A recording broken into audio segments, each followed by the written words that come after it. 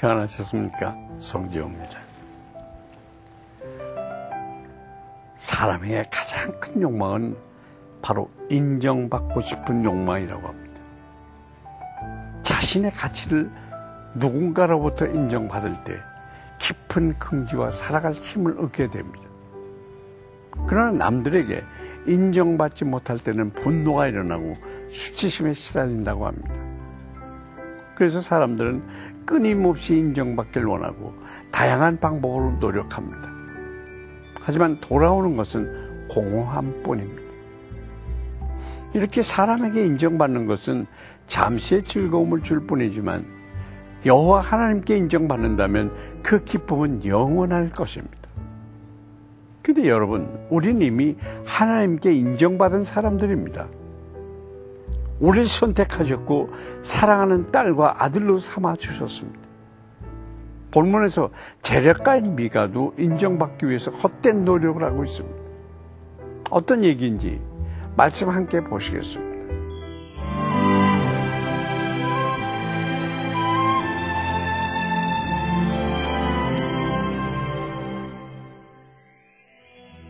오늘 보실 말씀은 사사기 17장 7절부터 13절까지입니다.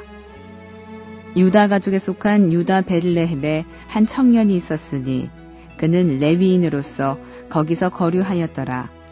그 사람이 거주할 곳을 찾고자 하여 그 성읍 유다 베들레헴을 떠나가다가 에브라임 산지로 가서 미가의 집에 이르매 미가가 그에게 묻되 너는 어디서부터 오느냐 하니 그가 이르되 나는 유다 베들레헴의 레위인으로서 거류할 곳을 찾으러 가노라 하는지라.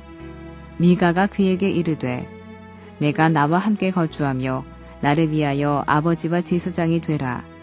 내가 해마다 은열과 의복 한 벌과 먹을 것을 주리라 하므로 그 레위인이 들어갔더라.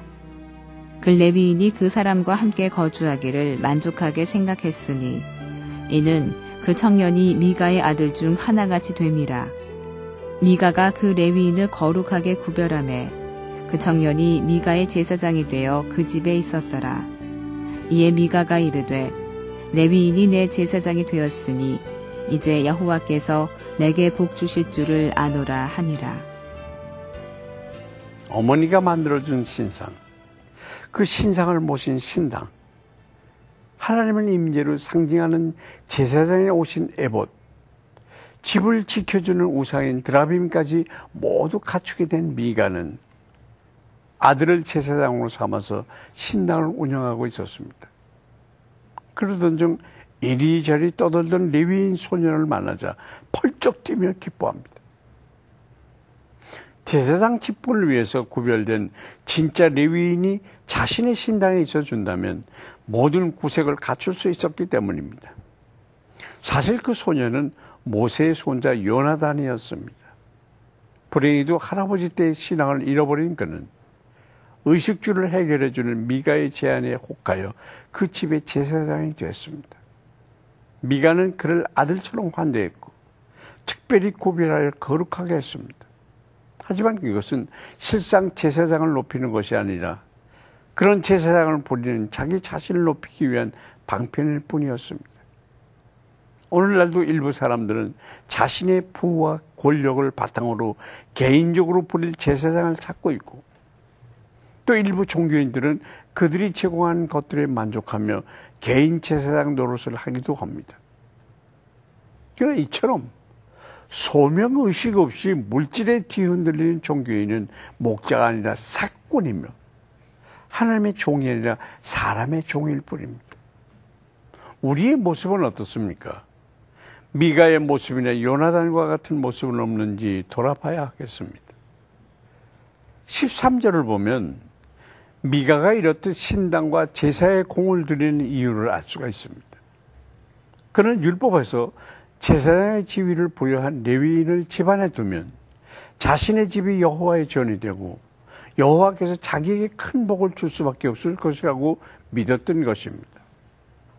그는 겉으로 드러나는 형식과 제도만 갖추면 하나님이 기뻐하시고 자기 편이 되어주실 것이라는 엄청난 착각을 하고 있습니다. 그는 하나님이 어떤 분이신지 제대로 알고자 하지도 않았고 마음으로부터 그분을 섬기지도 않았습니다. 자신을 드러내고 자신이 복받기 위해서 하나님을 그저 이용하고자 했던 것입니다. 이렇게 자신을 위해서 열심히 종교 생활하는 사람들은 오늘날도 얼마든지 찾아볼 수가 있습니다. 그러나 성취감을 얻고 세상적인 축복을 받기 위해서 노력하는 종교 생활은 하나님과는 아무런 관계도 상관도 없는 것입니다. 혹시 여러분 중에도 자기 만족과 성취를 위해서 또는 세상적인 축복을 위해서 종교 생활을 하는 분은 안 계십니까? 우리 신앙의 목적과 동기가 진정으로 하나님을 섬기는 데 있는지 매일 스스로 자문해야 할 것입니다.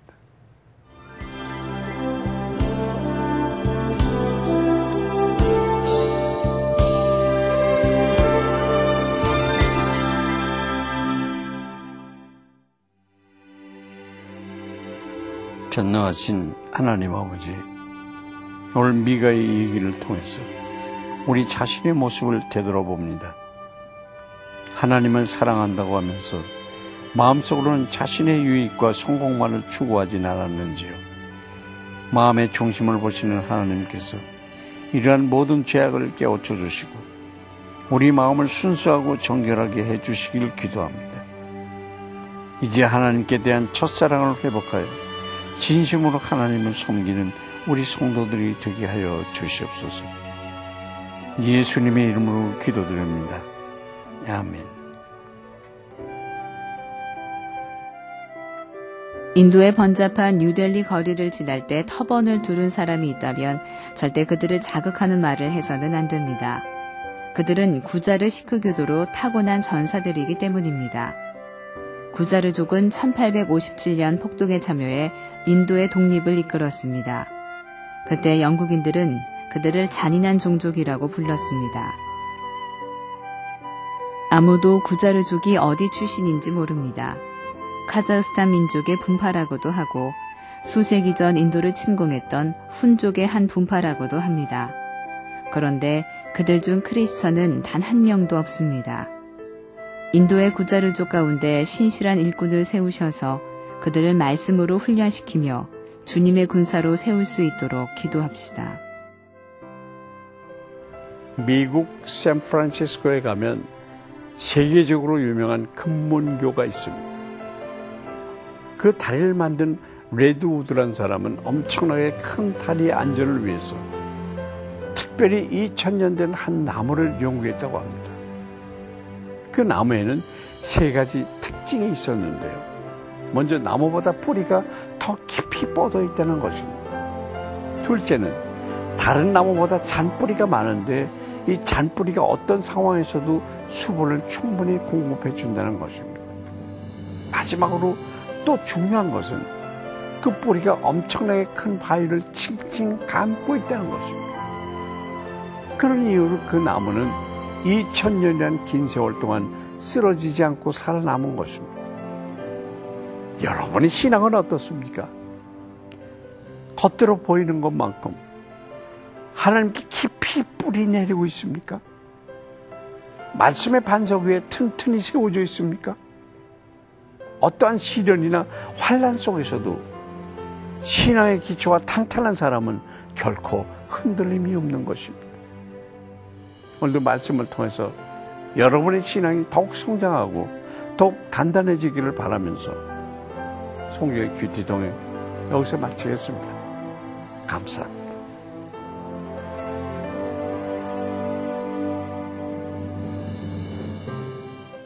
이 프로그램에는 GTM에서 큐티 교재 GT를, 책으로 만나는 성지 순례 답사기 바이블 루트를, 수아영에서 기초 화장품을 협찬해 주셨습니다.